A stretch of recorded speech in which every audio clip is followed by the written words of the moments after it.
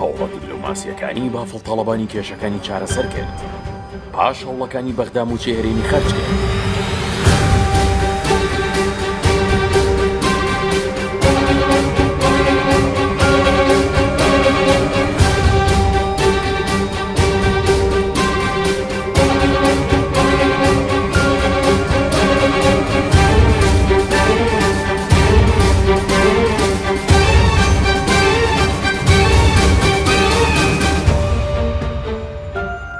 والله واتوانیمان بە پشتیوانی ئێوە واتوانیمان چاکی کەینەوە تەسەووڕینا حزب نییە وەکو ئێمە حزب نییە وەکو ئێمە. سیاسەتی حەکیمانەی بافڵ جەلال تاڵەبانی سەرۆکی یەکێتی نیشتیمانی کوردستان لە چارەسەری کێشەی موچە و هەوڵە بەردەوامەکانی کە ئامانجلەی دابینکردنی ژیانێکی شایستەیە بۆ هاوڵاتیانی هەرێم و پاراستنی مافە دەستوریەکانی گەلی کوردستانە کۆتایی بە برسێتی و بێموچەی موچەخۆرانی هەرێم هێنا و ئەمڕۆ بەغدا بڕیاری ناردنی موچەیدا. هەفتەی ڕابردوو بافڵ جەلال تاڵەبانی بۆ چارەسەرکردنی بنەڕەتی کێشەی موچە سەردانی بەغدادی کردو لەگەڵ محەممەد شیع سوودانی سەرۆک وەزیرانی عێراق و لایەنە سیاسی کاریگەرەکانی دیکە کۆبوو.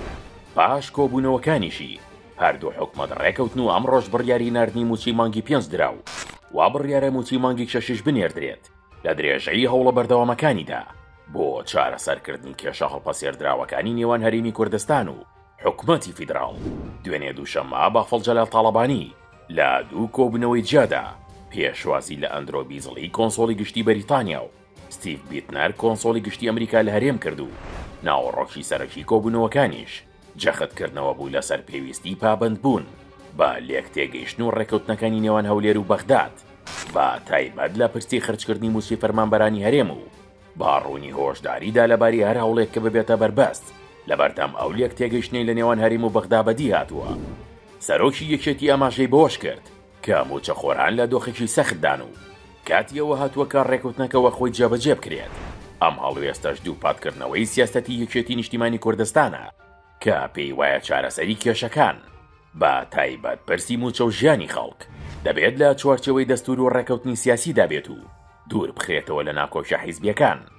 وتیشی پێویستە لە زووترین کاتدا هەناردەکردنەوەی نەوت دەست پێ بکاتەوە و داهاتەکان با شێوەیەکی شەفاف ڕادەستی بەغداد بکرێن لە بەرامبەردا حکومەتی عێراقیش با تەواوی پابەندیەکانی خۆی بۆ ناردنی شایستە داراییەکان و موچەی هەرێم جێبەجێ بکات.